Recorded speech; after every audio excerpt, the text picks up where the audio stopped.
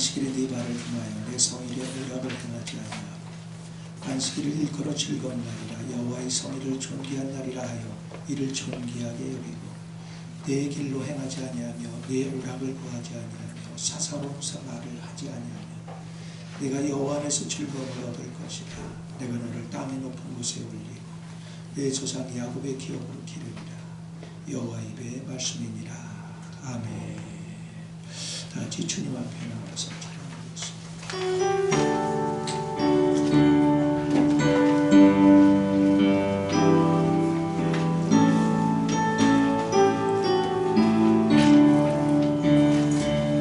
주님 앞에 나와서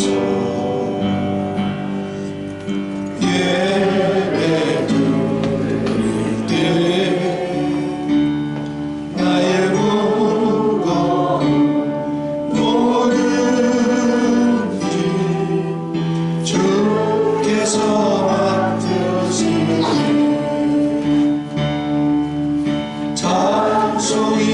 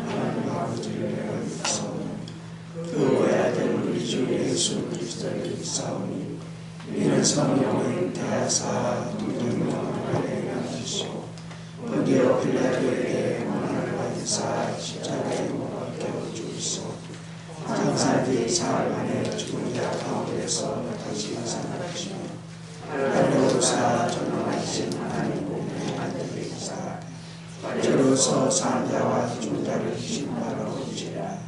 성령을 싸우며 거룩한 공회와 성도가 서로 교통하는 것과 죄를 사해 주시는 것과 우리를 향하는 것과 영원히 사는 것을 유사옵나이다. 아멘. 성시교도 112번입니다.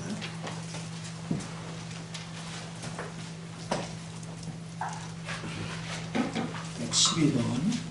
이는 곧 너희 하나님 여호와께서 너에게 가르치라고 명하신 명령과 규례와 법도라. 너희가 공부해서 찾아야 땅에서 행할 것이니 곧 너와 내 아들들에게서 저들이 평생에 내 하나님 여호와를 경외하며 내가 너에게 명한 그 모든 규례와 명령을 지키게 하기 위한 것이며 또 내가 너를 강구하게 하기 위한 것이다. 이스라엘아 듣고 삼가 그것을 행하라. 그리하면 내가 복을 받고 내 조상들의 하나님 여호와께서 내게 허락하신 같이 적과 우리 이루는 땅에서 내가 크게 번성하리라.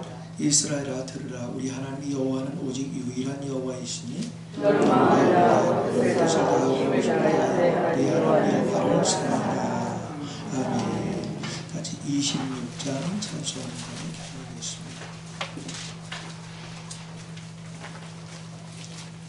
26장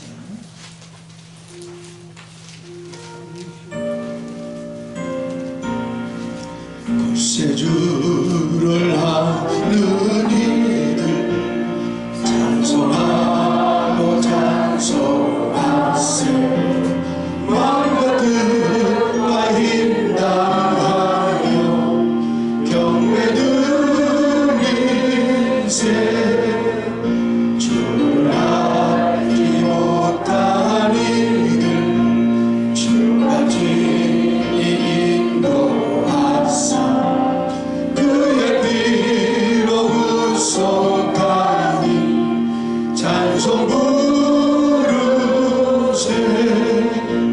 약한 사람 도움받아 시험 중에 참게 되니 모든 죄를 이길 힘은 믿음 뿐이라 진리의 진우리 주는 영원토록 변함없네 성도들아 주를 믿어 길이 섬기세.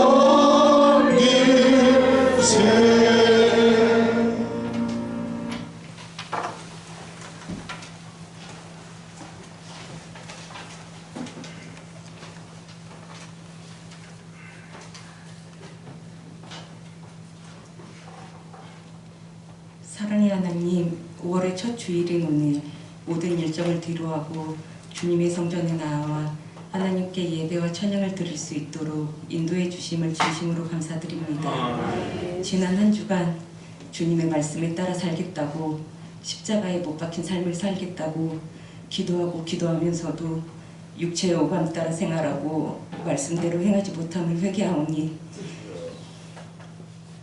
연약하고 나약한 저희에게 긍휼을 베푸사 믿음의 반석 위에 굳건히 자리를 잡아 흔들림 없는 성도들이 되도록 인도해 주시고 아버지의 말씀 안에서 살아가는 저희가 되게 해주세요. 말씀을 전하시는 목사님에게 하나님의 은혜가 더해져 주님의 말씀을 사람의 말이 아닌 하나님의 말씀으로 받아들여 깨달은 말씀을 저희의 삶에 적용함으로 오직 하나님만을 바라보고 섬기며 순종하는 저희가 되게 해주세요. 하나님의 사랑 안에서 서로를 아껴주고 서로를 위해 기도해주고 서로의 부족함을 채워주는 성도들이 되게 해주시고 교회가 하나 되고 성도들이 하나 되고 화합하는 반석성교교회가 되게 해주세요. 이 모든 말씀 우리 주 예수 그리스도의 이름으로 기도드렸습니다. 아멘.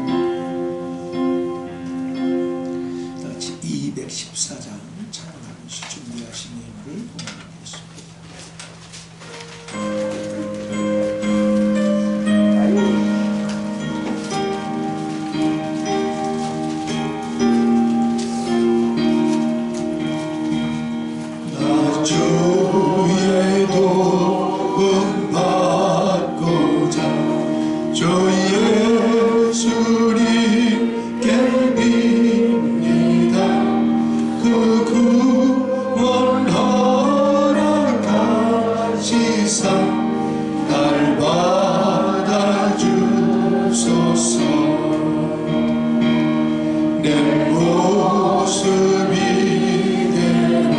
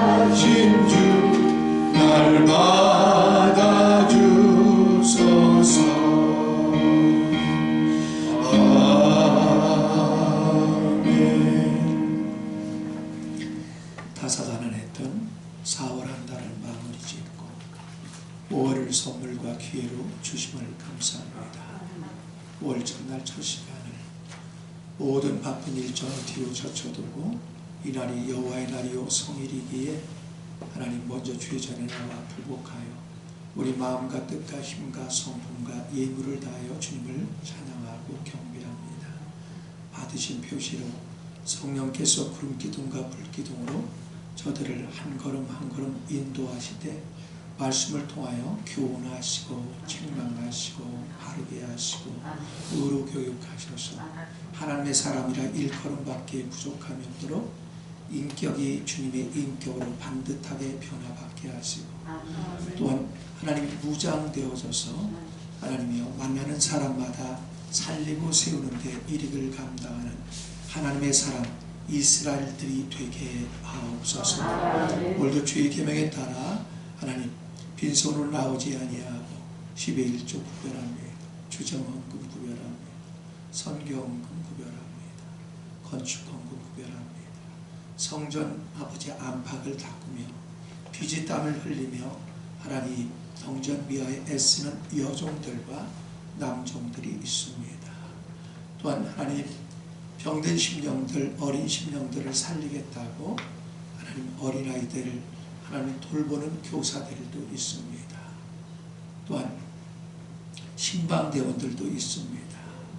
일일이 낱낱이 기억하셔서 그들의 수고가 같이 있어지게 하시고 무엇보다 오늘도 말씀을 통하여 은혜를 거두게 하셔서 거룩한 이정표를 발견함으로 타락한 육체의 오감과 세상 가치관에 따라 유리방황하여 인생을 탕진하는 어리석은 삶 졸업하게 하시고 영원의 삶 추구하고 하나님의 말씀을 따라 순복함으로 새롭고 산 길들이 열려지게 하시고 보여지게 하시고 그 길로 접어들게 하시고 매진하게 하셔서 하나님의 사람이라 일걸음밖에 부족함이 없도록 저들의 모든 흔적이 주님의 흔적만 남기게 하시고 그 사람들에게는 하나님의 살아계심이 보여지고 느껴지고 경험되어져 한면은 부끄러운 그들의 모습을 발견하고 회개하고 주께로 돌이켜지게 하시고 한면은 저들이 발산하는 하나님의 매력에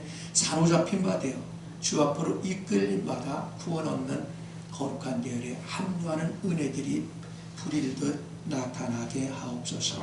심었사오니 심은 대로 거두게 하시는 하나님 물질 때문에 수치와 부끄러움 당하지 않게 하시고 세상 사람들에게 휘둘리지 않게 하시고 타락하지 아니하도록 발걸음을 구별해 주시고 저들의 온 인격을 주관하셔서 5월 한 달 녹음이 짙어졌고 또 아름답게 만발하는 것처럼 저들의 믿음이 피어나게 하시고 건강도 피어나게 하시고 화목도 피어나게 하시고 또 저들의 생업도 직장도 사업도 피어나게 하셔서 하나님을 살아계심을 간증하며 살아가는 한 달이 되게 하옵소서. 주를 의지하는 자 결코 부끄러움 당하지 않는다고 하셨습니다. 지난날 제게 수없이 역사하신 것처럼 저들에게도 역사하셔서 철저히 주를 의지하고 또 하나님 2년 동안 방치되고 무너졌던 예배가 회복되고 주일 저녁 예배가 회복되고 새벽 예배가 회복되고 기도회가 회복되고 수요 예배와 금요 예배가 회복되어져서 모든 수치와 부끄러움에서 벗어나고 질병에서 벗어나고 악한 영들에서 벗어나 진리 가운데 자유함을 만끽하는 성도들로 자리매김하게 하옵소서. 믿사오고 감사하며 주 예수님의 이름으로 축복하며 기도하옵나이다. 아멘. 같이 주보를 보겠습니다. 오른쪽 타이틀이 용서라고 기록되어 있습니다. 그 다음 말씀 다 같이 합독하겠습니다. 시작.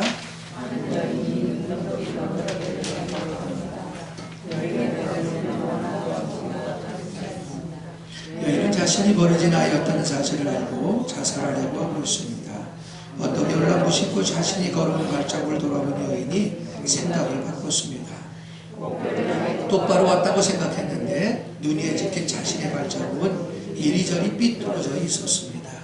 여기서 여인은 불완전한 인생과 인간의 한계를 깨닫고 비로소 어머니를 용서하게 됩니다. 미우라 아야코의 빙점에 나오는 마지막 장면입니다. 우리가 용서를 구해야 할 사람은 얼마나 많은지 모릅니다. 그래도 우리는 자신의 잘못에 대해서 잊고 타인만 정죄하며 많은 시간을 증오의 포로로 지내고 있지는 않습니까? 누니에라는 발자국은 그런 모습이 얼마나 더더는지 소리 없이 보여주고 있습니다. 김상기. 이거는 지하철에 보면 이렇게 편지를 찍을 때 있어요. 그래서 제가 베껴다가 갖다 올린 겁니다. 기억하세요? 여러분이 누군가를 미워하잖아요. 그럼 내가 악한 영의 포로로 잡히죠. 자기 생각에서 사로잡혀서 고집을 부리게 되고 사람들과의 관계가 끊어지고 그럼 결국 홀로 남게 된다. 그러므로 여러분 미움이 없길 바랍니다. 교회에서 끼리끼리 모이지 않길 바랍니다. 그리스도인의 덕목 중에 하나가 뭐냐면 친절이에요. 친절. 자기가 친한 사람끼리는 아주 끈끈하고 그렇지 않은 사람 쳐다보고 인사만 하고 그건 아주 부끄러운 모습입니다. 옆에 분들에게 한번 인사하겠습니다. 반갑습니다. 반갑습니다. 자, 뒤를 보겠습니다. 뒤를 보겠어요. 교회 소식을 보겠어요. 1번 이분들을 놓고 아픈 분들이니까 이분들을 놓고요. 기도해 주시기를 바라고요. 그 다음에 구역공과는 저 사모님 맨 뒤에 이제 준비해 놨습니다. 그래서 구역공과를 가지고 마스터해서 구역 예배로 활성해서 영혼들을 살릴 수 있기를 바라고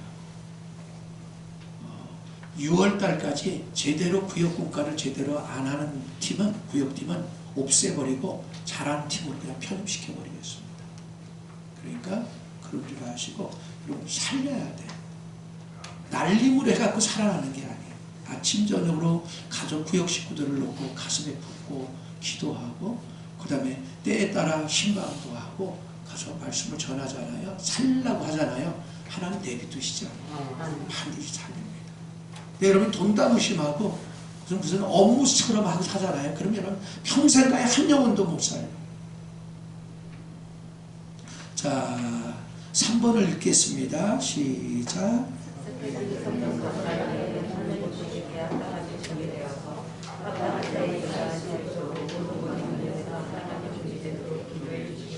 사 번.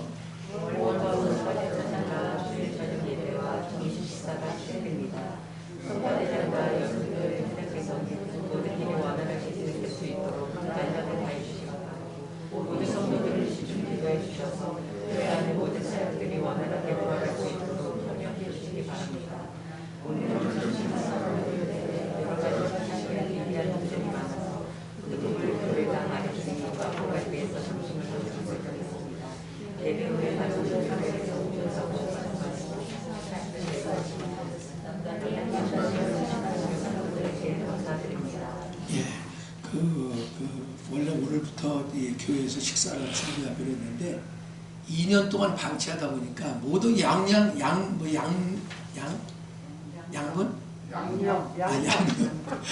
양념에 다 굳고 상해서 버려요. 그러니까 갑자기 하려니까 그거 다 준비하려니까 어려워서 사랑구역에서 원래 교회에서는 반찬값으로 15만 원인가를 공급해줘요. 그런데 거기다 보태가지고 자기들이 보태서 밑에 마포갈비에서 11시 40분부터 일부 팀은 11시 40분부터 참석해서 식사할 수 있는데 갈비탕하고 쌈밥하고 두 가지를 할 수 있는데 똑같아요. 가격은 14,000원이에요.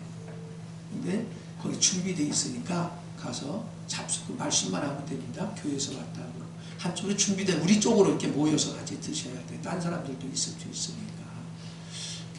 꽤 많이 들어갈 거예요. 예를 들면 대충 여기도 30몇 분이 되는데 한 40분 이상 되는데 한 56만 원 나오잖아요.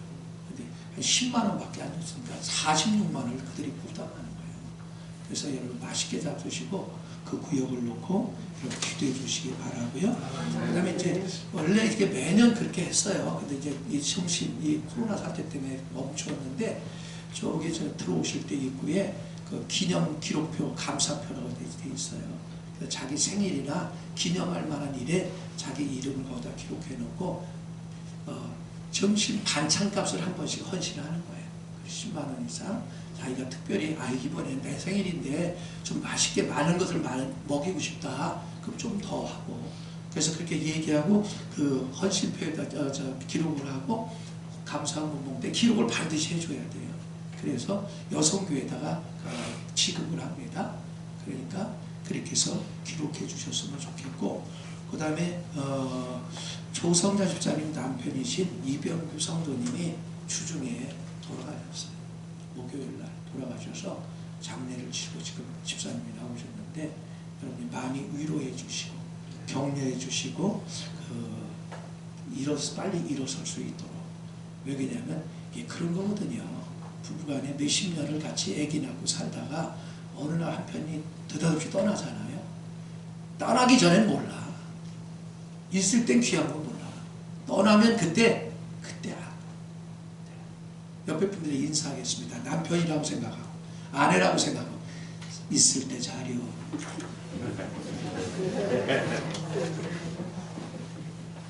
집사님이 얼마나 우시는지, 얼마나 우시는지 그러면서 떡을 준비하셨다고 그래요.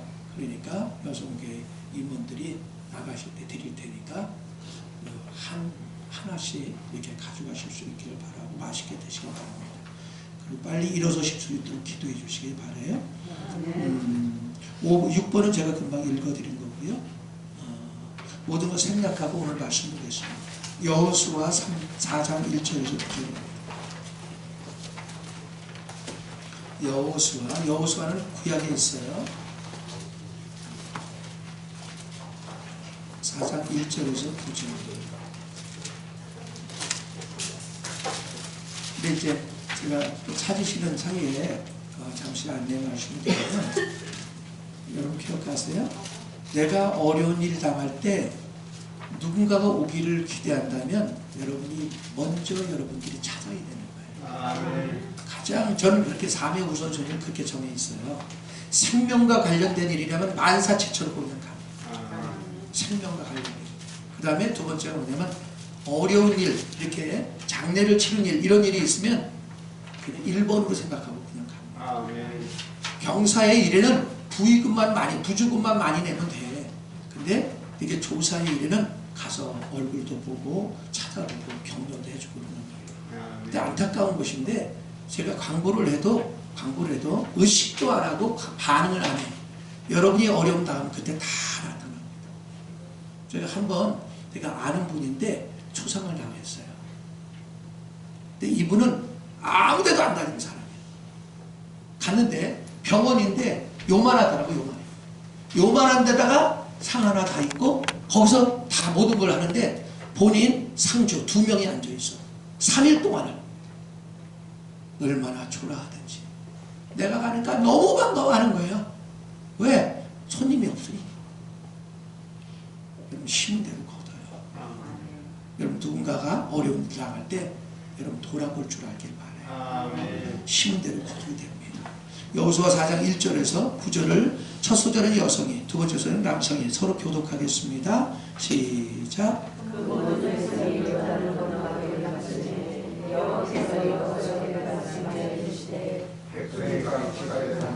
열두 사람을 택하고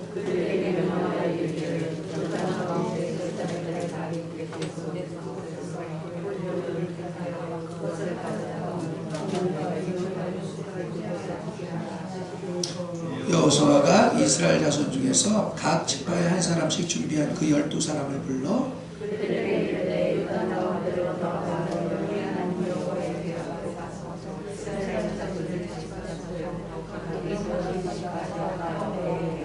이것이 너희 중에 표징이 되리라. 후일에 너희 자손들이 물어 이르되 이 돌들은 무슨 뜻이냐 하거든.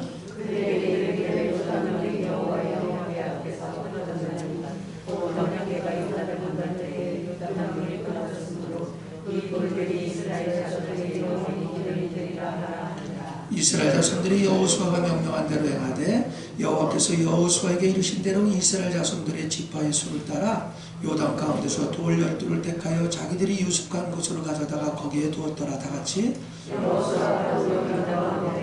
언약궤를 맨 제사장들의 발이 선 곳에 돌 12를 세웠더니 오늘까지 거기에 있었더라. 아멘.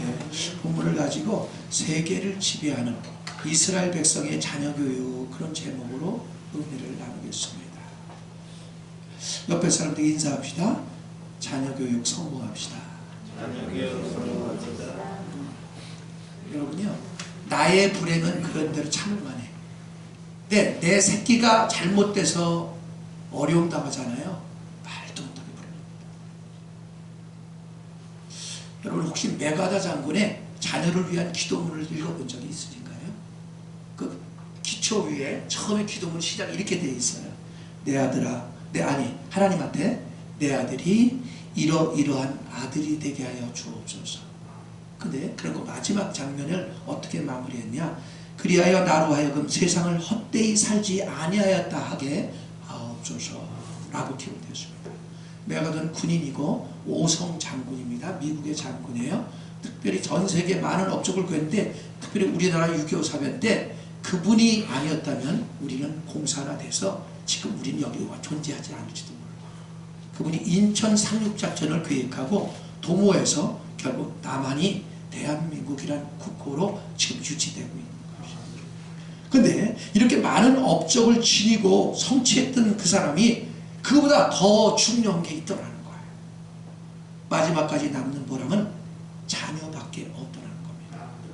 다른 것을 아무리 많이 성취했어도 아비로서 자녀 교육에 실패하면 헛된 삶일 수밖에 없더라는 거예요. 자녀 교육이 중요하다는 것을 모르는 사람은 하나도 없습니다. 그러나 생각처럼 되지 않습니다. 그래서 이런 말도 있습니다. 자녀와 럭비공은 어디로 튈지 모른다. 품 안에 있을 땐 자식이야. 초등학교 6학년만 지나면 벌써 내 자식 아니야. 항상 예배 드리기 전에 핸드폰을 꺼놓으세요. 그게 예의예요. 자, 농사는요, 한 해 잘못하면 내년에 다시 치면 돼요. 근데 자식 농사는 그렇게 될 수가 있는 게 없어요. 대부분의 교육학자들은 사람의 인격 형성이 6세까지 다 이루어진다고 봅니다. 그래서 6살 정도가 되면 이미 그의 인생의 태도, 남은 생애가 85%는 결정 지어진다고 합니다. 그래서 잠언 22장 6절에 보면 마땅히 행할 길을 아이에게 가르치라. 그리하면 늙어서 그것을 떠나지 아니하리라. 주께서 가르치셨습니다. 아이 때 신앙교육이 가장 중요하다는 것입니다. 현재 잘 먹고 잘 사는 일이 중요하지만 더 중요한 일은 자녀 교육이라는 겁니다. 현재는 그대로 그럭저럭 먹고 살만한데 만약에 자녀가 잘못되면 그 가문에는 미래가 없는 거예요. 제가 그제 어렸을 때 우리 앞집에 월남전에 참여했다가 돌아온 자식을 둔 그 어머니 아버지가 있었는데 내 구친 조카였습니다. 이렇게 말하더라. 새끼가 아니고 왼수야. 옛날에 경찰서를 지서라 그래서 지서를 그냥 수도 없이 들어가는 거야. 그 부를 때마다 옛날에 자전거를 타고 불렀거든요. 자전거를 타고 왔어요. 자전거를 타서 오시래요 빨리. 지서에서 오랜 거예요. 그래, 에이씨 또 뭔 일이야. 이러고 가는 걸 한두 번 봅니다. 왜? 자식을 잘못 키워. 지금은 좀 불편하고 좀 가난해도 자녀들이 지혜롭고 총명하게 아름다운 신앙으로 자란다면 그 가정에는, 그 가문에는 미래가 있는 거예요. 여러분 자녀를 보면 여러분 부모를 알 수가 있습니다. 여러분 자녀를 보면 그들의 미래가 어떻게 될지 명확하게 보입니다. 이스라엘 민족의 역사를 살펴보면요, 그 자체가 경이로움이요 기적입니다. 왜냐하면 인간으로 할 수 없는 일을 하는 나라. 지금도 전 세계적으로 이 이스라엘이라는 나라는 강원도 땅덩어리 많았거든요. 거기에 주둔하고 사는 분이 650만이야. 근데 전 세계에 흩어져서 사는 사람이 바로 2,300만 돼서 약 3,000만이 됩니다. 0.5%밖에 안 돼, 전 세계 인구에. 근데 전 세계 경제권의 3분의 1을 유대인이 잡고 있고요. 전 세계 노벨 문학상부터 시작해서 바로 전 세계적으로 유명한 상 받는 사람들을 3분의 1이 유대인. 지금도 이 미국이나 유럽에서 유대인들이 그들의 재산을 팔고 본토로 가면요 다 거지 나라가 된다. 다시 말하면 전 세계를 지배하는 민족이 유대 민족, 이스라엘 백성들입니다. 그런데 어떻게 해서 그런 나라가 됐는가? 우리나라도 많은 고난을 겪었지만 이스라엘은 우리 이상으로 많은 고난을 당했습니다. 이런 역사적인 비극에도 세계적으로 뛰어난 독보적인 민족이 된 이유가 무엇일까? 그것은 바로 이스라엘 백성의 자녀 교육에 있다는 거예요. 비록 조상들은 말할 수 없는 극심한 고난을 겪었지만 자녀들만큼은 그런 아픔과 서름을 당하지 않게 하겠다는 부모들의 의지적인 결단이 자녀 교육에 서려 있다는 거예요. 한 역사가는 이스라엘 민족의 피 속에는 어떤 민족도 모방할 수 없는 무서운 정열이 흐르고 있는데 그는 이 정열을 두 개의 수레바퀴로 표현을 했습니다. 한 개의 수레바퀴는 신앙이고요, 한 개의 수레바퀴는 교육입니다. 이 두 개의 수레바퀴가 이스라엘 오늘날의 유대인을 만들었다. 그 많은 유대인들이 미국에 살거든요. 근데 미국의 유대인들이 올 때 미국이 도착하면 제일 먼저 그들이 하는 게 뭐냐? 첫 번째, 예배당을 짓습니다. 두 번째, 성경 학교를 세웁니다. 세 번째, 그때서야 하고 뭔가 여분이 생기면 자기 집을 짓기 시작한다. 이게 그들의 삶의 원칙이에요. 유럽의 청교도들이 신앙의 박해를 통해서 결국 메이플라워라는 배를 타고 이 미국으로 옛날에 피난을 갔거든요. 근데 그들이 가서 한 것도 똑같아요. 유대인하고 똑같아요. 근데 그들이 세운 학교가 유명한 하버드 대학교, 예일 대학교, 프린스턴 대학교거든요. 근데 이 대학교들이 다 뭐냐면 성경 가리키기 위해 세운 학교였어요. 근데 그 학교가 전 세계 가장 우수한 대학교고요. 뿐만 아니라 거기서 나와 배출된 학생들을 통해서 전 세계 선교가 바로 이루어졌다는 사실. 유대인들은 책을 아주 사랑하는데요. 이런 말이 있어요. 옷을 팔아서 책을 사. 한 번 산 책은 절대 버리지 마라. 그래서 이스라엘은 헌책방이 없다고 합니다. 왜? 헌책 파는 데가 없어요. 만약 책과 돈이 동시에 떨어져 있으면 책부터 집어들어라 하는 탈무드의 글이 있습니다. 20년 배운 것도 배우기를 중단하면 2년이면 다 까먹는다. 유대인 자녀교육에서 책과 독서가 얼마나 중요한지 난 여러분에게 물어보고 싶어요. 1년에 책을 몇 권이나 읽는지. 특히 유대인 어머니의 교육열은 대단해서 얼마나 극성스러운지 주이시맘이라고 그래요. 이게 뭐냐? 치맛바람. 아주 치맛바람이 유명하다고 합니다. 근데 유대인 엄마들의 교육관이 있는데 어떠냐면 자녀를 남들과 똑같이 가르치지 마라. 각자의 장점을 찾아 개발해라. 남을 이기라고 가르치지 말고 남과 다르게 가르쳐라. 다르게 가르친다. 이거에 대표적인 사람이 아인슈타인은 어머니입니다. 아인슈타인은 4살이 되도록 말을 못했어요. 학교에 입학시켰는데 학교에서 도무지 애들과 조화를 이루지 못하고 말을 못하니까 그래서 성적표에 선생님이 담임선생님이 이렇게 써놨다고 그래요. 이 학생은 지적 능력이 너무 낮아서 어떤 공부를 해도 성공할 가능성이 전혀 없음 그렇게 써있었대요. 근데 그 성적표를 갖고 돌아온 아인슈타인에게 엄마가 뭐라고 그랬는지 아세요? 너는 지적 능력이 부족한 게 아니라 남과 다른 거야. 너는 그들하고 다른 거야. 틀린 게 아니야.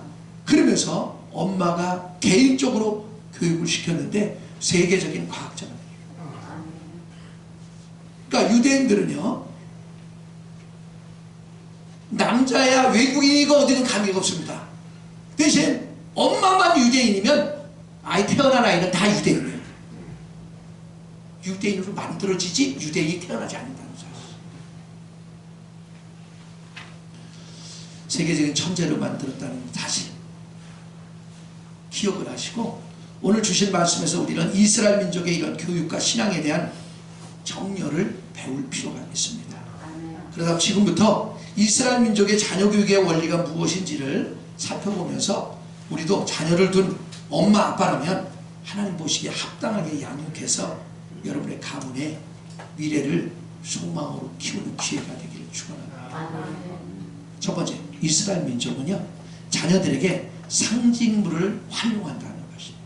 자, 4절부터 9절을 읽겠습니다. 시작.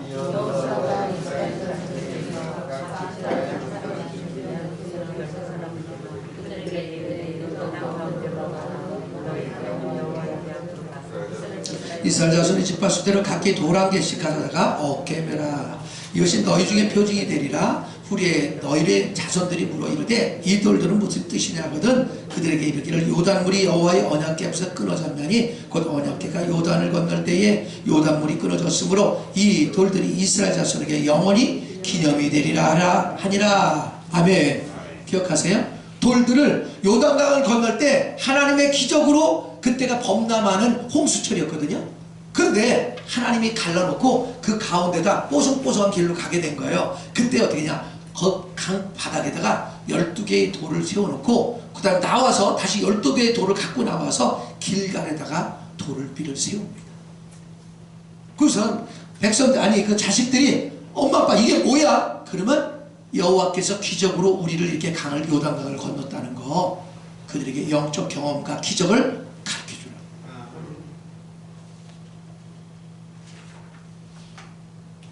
다시 말합니다. 부모들이 경험한 하나님의 역사적 사건과 영적 교훈들을 자세하게 가르치는, 오늘날 보면 너무 안타까운 거죠. 학원은 별의별 학원을 다 보내. 심지어 태권도학까지 보내. 근데 고등학생쯤 되면 대학 입시 준비하고 주일도 가지 말래. 걔가 잘 되면 어떻게 될까 하는 걱정이 심히 됩니다. 그러니까 그 사람들 하나님 안 믿는 사람. 2차 세계대전에 바로 유대인은 히틀러의 박해로 수많은 유대인이 학살당했습니다. 가스실에 가서 죽은 사람이 600만 명이야. 그러니까 그 이상 죽은 거예요. 그때 전 세계에서 유대인에게 문을 잠갔습니다. 왜냐하면 유대인과 가까이 하면 죽여버렸으니까. 그런데 그때 중국의 상해라는 도시에서 바로 히틀러가 얼마나 무지막지한 인간인지 모르고 우리가 보호해줄게, 돌아와라. 이게 전 세계 소문이 가서 전 세계에서 5만 명의 유대인들이 상해로 도망쳐 들어갔답니다. 근데 거기서 바로 중국인들이 그들을 보호해주고 먹을 것을 지급해줘서 5만 명이 살아날 수 있었다. 또 한 번은 상해가 일본에게 함락된 적이 있었습니다. 일본군도 유대인을 말살시키기 위하여 유대인이 밀집한 동네 입구에 철문을 만들어서 사람이 왕래하지 못하게 하고 굶어 죽였습니다. 근데 그때 2,000명 정도가 거기 갇혔었는데 그때 상해의 시민들이 몰래 음식을 공급해줘서 그들이 기적적으로 생명을 부지했다는 거예요. 그러고 나서 그들이 1948년 바로 이 이스라엘이라는 나라가 해방됩니다. 그랬을 때 그들이 돌아가서 이스라엘을 건국할 때 이바지하는 이스라엘 사람들이 되는데요, 그걸로 끝난 게 아니었어요. 이스라엘 어린이들이 배우는 교과서에, 초등학교 교과서에 이 사건을 기록해놓고 우리가 이렇게 중국인들의 배려로 2,000명이 살아나고 그러고서 생명을 부지했다는 사건을 기록해놓고 거기다 이렇게 썼답니다. 중국인, 우리는 당신들의 은혜를 잊을 수 없습니다. 그러니까 모든 아픈 각오와 슬픔의 각오들을 전부 교과서에 기록해놓고 돌비로 세워놓고 바로 자식들에게 끊임없이 그 교육을 시키는 거예요. 이스라엘 땅에는요, 야두 바셴이라는 곳에 유대인 학살 조각상이 세워져 있습니다. 그 정원에 한 조각이 있는데요, 제목이 마지막 행진이라는 제목입니다. 수많은 유대인들이 독일에서 가스실로 끌려가는 장면을 조각해 놓은 것인데 그 조각 중에 한 어머니가 어린 아들을 손에 잡고 있는 장면입니다. 근데 그때 어머니가 가스실로 들어가기 직전에 아들에게 이렇게 말한다.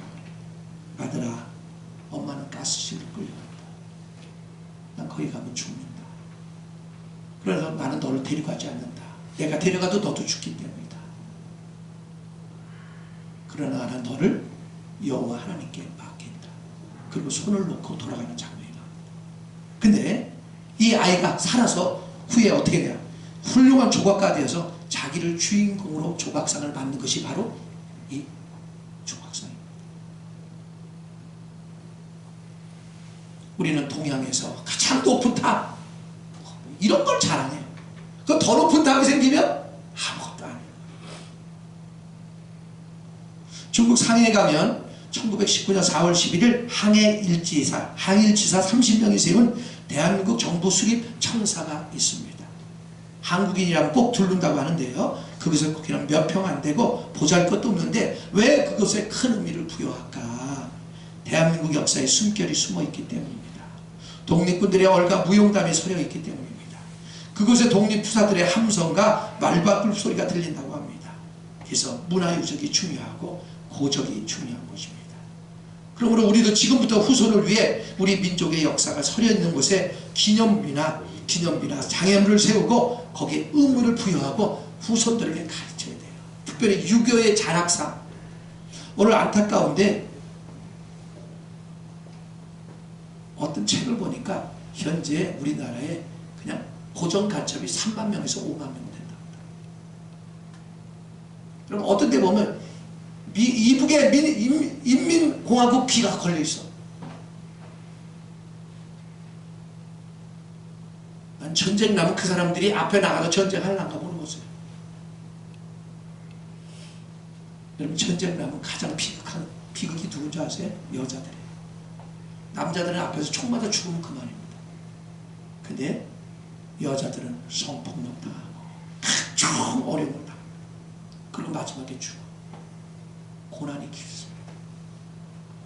제가 제 아내가 무슨 동영상을 자기 못 봤다고 한번 보라고 보냈더라고. 어떤 분이 보냈다고. 우크라이나 전쟁이 러시아와 전쟁이 붙어서 바로 우크라이나 여인들이 러시아 군인에 의하여 무참히 당하는 장면이에요.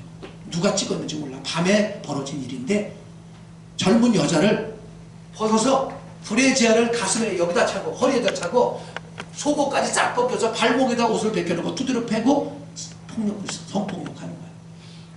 저는 마지막에 죽었다고 생각을 해요. 나 아직도 못 따봤어. 못 보겠더라고. 가슴이 떨려서. 여러분 전쟁이 얼마나 참혹한지 몰라요. 이런 것들을 기억하게 알고 그래서 자식들이 정신 차리게 해야 되거든요. 오늘날 보면 시간만 나면 핸드폰하고 게임이나 하는 애들이 얼마나 많은지 몰라요. 너무너무 안타까워. 자, 두 번째, 이스라엘 민족은 자녀들에게 반복적으로 교육을 시켰다는 겁니다.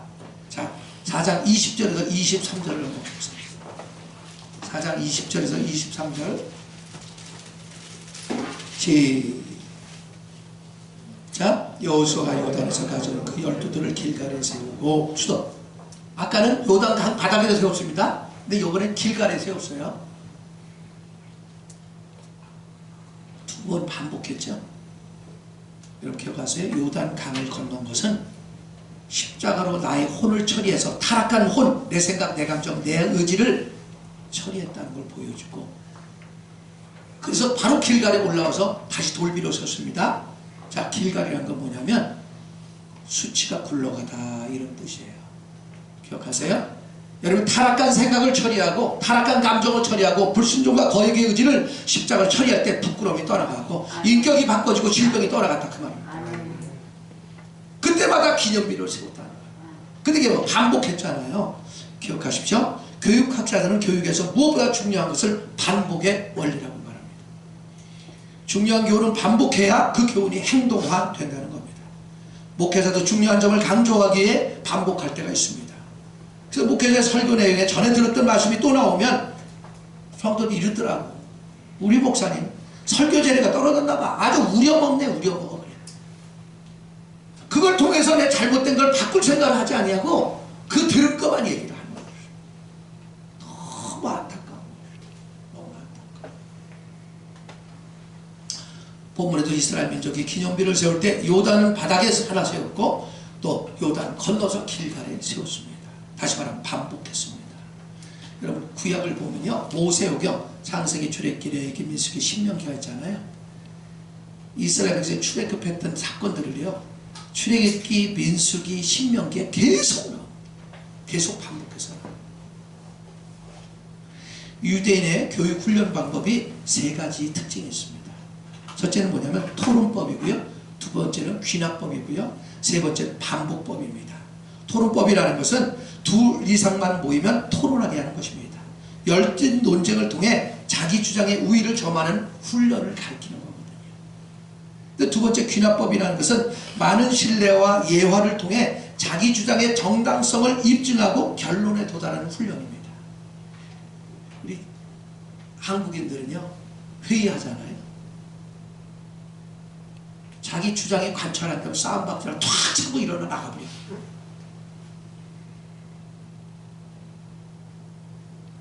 부끄러운지도 몰라. 논리적으로 할 줄 몰라. 왜? 해본 적이 없으니까. 훈련해본 적이 없으니까.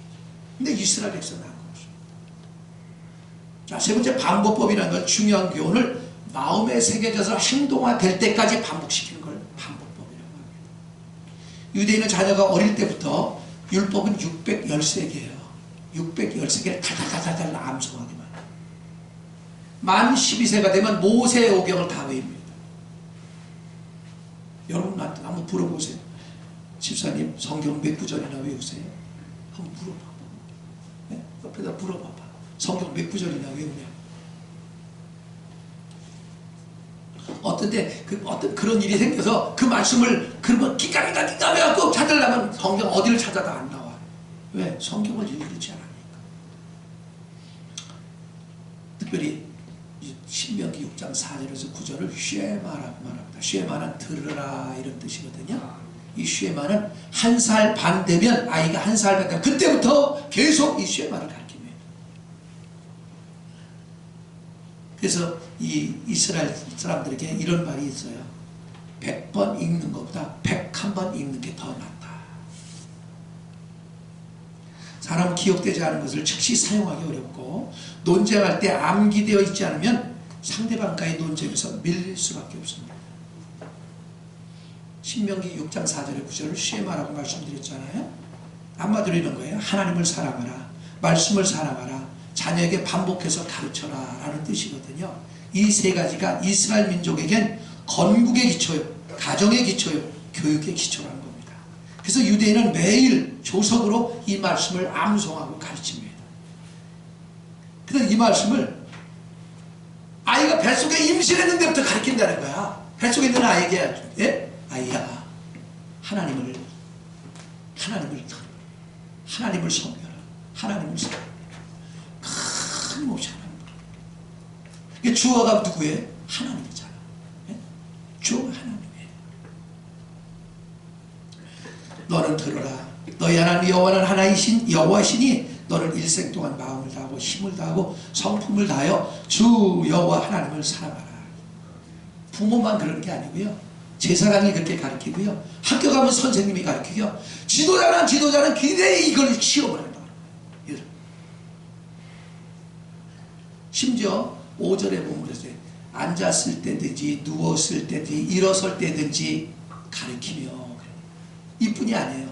이 말씀을 이마에다 써서 붙이고 다니고요, 손목에다 매서 갖고 다니고. 예? 그러니까 이게 내 거가 될 때까지 하는 거야. 유대인의 힘이 여기서 나온다는 거예요. 쉐마 교육을 받은 유대인이 지금 세상을 다스리고 온 세계를 다스리고 있습니다. 여러분, 이 이스라엘 나라가 그런 거예요. 여기 그럼 보일지 모르겠습니다만 지중해 연안에 있는데 요만해요. 강원도 땅만해요. 근데 여기 주변 국가가 16개국이야. 2억 인구가 넘어. 여기는 650만이야. 2억 인구가 650만은 못 이겨. 네? 이게 말이 되냐고요. 2억 인구가 650만은 못 이긴다니까. 이게 어디서 나타나요? 여호와 하나님을 섬기는 하나님 은혜의 힘이에요. 믿어지길 바라요. 여러분 그렇잖아요. 모든 문제, 어려움, 가난, 질병에서 보호받기 원하잖아요. 그냥 되는 게 아니에요. 여러분 은혜를 누린 만큼, 은혜를 누려서 변화된 만큼만 그 역사가 나게 나타날 줄로 믿습니다. 그들은 교육이 누구야? 교육이 하나님 신앙이고 신앙이 교육이에요. 이스라엘 백성이 이 사건을 통해 후손들에게 무엇을 가르칠까? 조상의 지혜와 용기가 아닌 하나님의 위대하심과 능력을 전해주는 겁니다. 내가 아니라 여호와 하나님이라는 겁니다. 이것은 그들의 자녀 교육의 핵심이 되었고 결국 그들은 자녀가 죽을 때까지 하나님 여호와를 섬기는 신앙으로 죽어갔다는 것이죠. 여러분 부모된 우리가 자녀에게 아무리 잘 도와준다 할지라도 우리는 먼저 가게 돼 있어요. 그럼 남겨진 그들이 어떻게 살 거예요? 그들에게 신앙을 물려줘요. 근데 엄마 아버지가 신앙이 없으면 아이는 이미 끝난 것이에요. 왜냐하면 부전, 자전, 모전, 여전이거든요. 엄마 하는 거 그대로 배우고 아빠 하는 거 그대로 배워요. 안타까운 게 오늘 많은 성도들이 신앙이 그저 그래거든. 그 아이들은 잘 되라 그래. 뭘 보고 잘 되는지 난 모르겠어요. 뭘 보고 잘 되는지. 그러니까 잘 되는 건 그들 그냥 사기를 쳐도 돈만 많이 벌어서 흥청망청 쓰면 잘 되는 걸로 착각하고 산단 말이에요. 여러분 내가 어떤 책을 읽었는데요. 참 이건 비극이에요. 우리나라 여고생의 30%가 10억만 현금을 주면 얼마든지 처음으로 살 수 있다고 나왔어요. 그 다음에 남고생의 30%가 10억 현금만 주면 교도소도 얼마든지 갔다 올 수 있다. 그렇게 됩니다. 난 그걸 보면서 너무너무 안타까워요. 이스라엘 민족이 귀하게 여기는 책을 하나 있는데 그게 뭐냐면 탈무드라는 책이 있습니다. 거기에 이렇게 써 있어요. 미련한 부모는 자식에게 제사를 물려주고 양식 있는 부모는 자식에게 지식을 물려주며 지혜로운 부모는 자식에게 신앙을 물려준다. 아멘 합시다. 아멘. 여러분 자식에게 신앙을 물려주기 바랍니다. 그럼 여러분이 세상을 떠나도 그 하나님이 그 자식을 책임집니다. 로마서 10장 12절은 그렇게 말합니다. 그를 믿는 자 부끄러움 당하지 아니하게 하시고. 잠언 16장 26절은 믿는 부모가 믿지 말아야 될 말씀이라고 생각합니다. 여호와를 경외하는 자에게는 견고한 의뢰가 있나니 그 자녀들에게 피난처가 있으리라. 믿어지기 바라요. 이런 말씀을 암송해줘요. 우리 자녀가 인생을 살다가 삶의 폭풍을 만났을 때 나를 도울 수 있는 자가 어디에도 없다고 생각될 때 우린 자녀에게 무엇을 바라보라고 가르쳐야 되겠습니까? 바로 여호와 하나님을 의뢰하고 전능자이신 그분을 피난처로 삼으라고 가르쳐야 한다는 것입니다. 평생 여호와 하나님을 의지하는 법을 가르칠 때, 그것도 반복해서 가르칠 때 결국 그들은 어떤 위급한 순간에도 그분을 의지하게 됩니다. 다시 로마서 10장 11, 2절을 읽고 끝내겠습니다.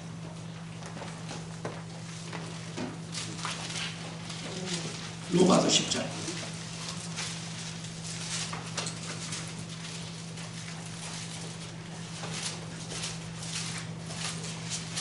로마서 10장 10절부터 보겠습니다. 9절부터 보겠습니다. 9절부터 11절까지만 시작. 내가 만약 내 입으로 예수를 주로 신하며 또 하나님께서 그를 죽은 자 가운데 살리신 것을 내 마음에 믿으면 구원을 받으리라. 사람이 마음으로 믿어 의에 이르고 입으로 신하여 구원에 이르느니라. 성경이 이르되 누구든지 그를 믿는 자는 부끄러움을 당하지 아니하리라. 할렐루야. 여러분 마음으로 믿고 입으로 신한 게 뭘까요? 여러분 말씀을 들을 때 마음에서 맞아 그럼 빨리 아멘 하는 거야. 아멘이란 뜻은 뭐냐면 그 말씀이 나도 맞다고 생각합니다. 그 말씀이 내게 그대로 이루어지기를 원합니다. 그게 아멘이요.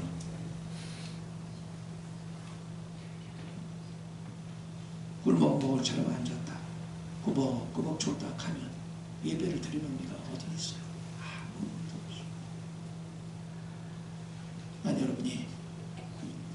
여러분도 잘 돼야 되지만 여러분이 자식이 잘 돼요. 그래야 여러분이 가문이 아름다워지고 자식이 잘 되는 것만 보잖아요. 그러면 그냥 즐거워.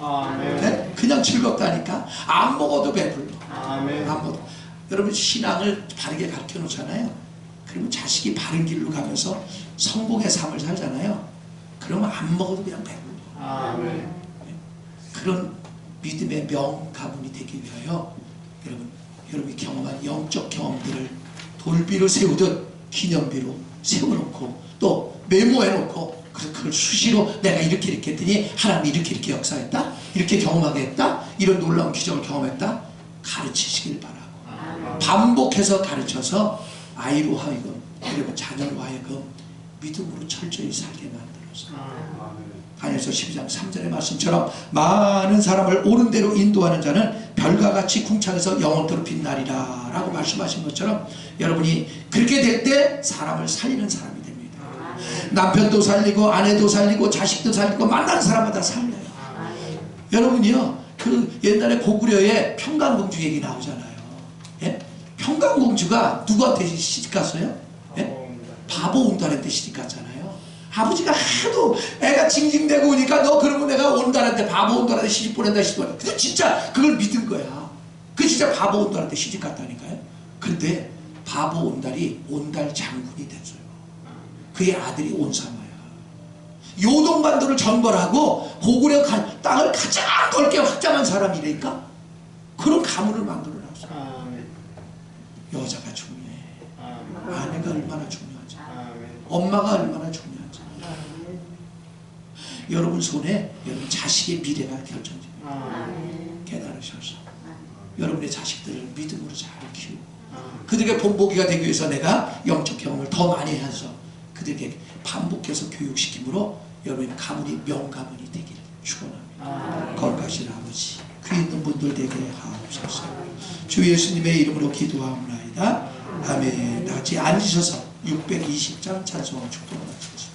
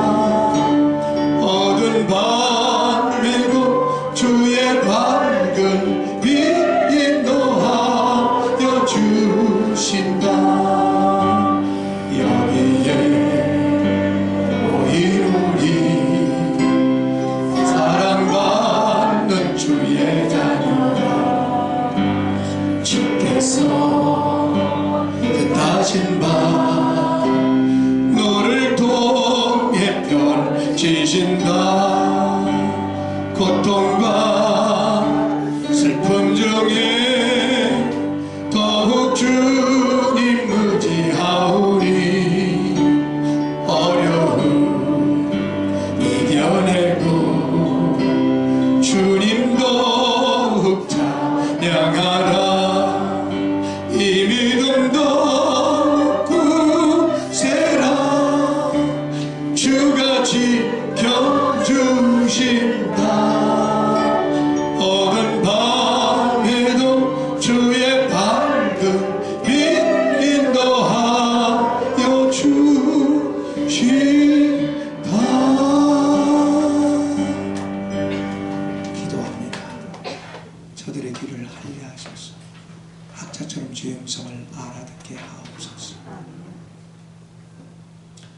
우리는 부유하기 원하고 행복하기 원하고 화목하기 원하고 건강하기 원하면서도 하나님의 말씀과는 상관없는 타락한 육신의 오감 따라 처신할 때가, 교회당에 앉을 때는 성도 같지만 바깥에 내놓으면 세상 사람과 진배 없을 때가 얼마나 많은지 부끄럽게 여기게 하시고, 하나님 이스라엘 백성들이 전 세계를 지배하는 하나님 소국이었지만 하나님 지배하는 엄청난 능력을 나타낼 수 있었던 것은 그들의 여호와의 신앙과 반복된 믿음의 교육이었다는 사실을 기억하게 하시고, 내가 먼저 자식들에게 본을 보여야 그 본을 보고 자란 아이들도 또 그들에게 떳떳이 가르칠 수 있게 되고, 그럴 때 나만 행복한 게 아니라 자식 대대로 천대까지 하나님의 축복을 만끽할 수 있다는 사실을 기억하게 하소서.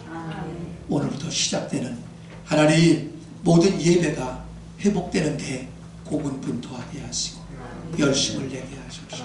저들의 신앙이 회복됨으로 하나님 건강도 회복되게 하시고 물질도 회복되게 하시고 관계도 회복되게 하소서. 저들의 일거수일투족이 하나님을 반사하는 남은 생에 되게 하옵소서. 철저히 주를 의지함으로 부끄러움 당하지 않는 남은 생에 되게 하옵소서. 이제는 주 예수 그리스도의 은혜와 이 놀라우신 아버지의 사랑과 성령의 교통하심이 오늘 결단하고 이제부터 내가 철저히 믿음으로 예배에 무너진 단을 회복하고 기도의 단을 회복하고 자녀들에게 반복해서 신앙의 교육을 시켜서 믿음의 가문으로 만들기로 결심하고 돌아가는 학생들과 성도들 머리 위에 이제로부터 영원토록 함께 있을지어다. 아멘.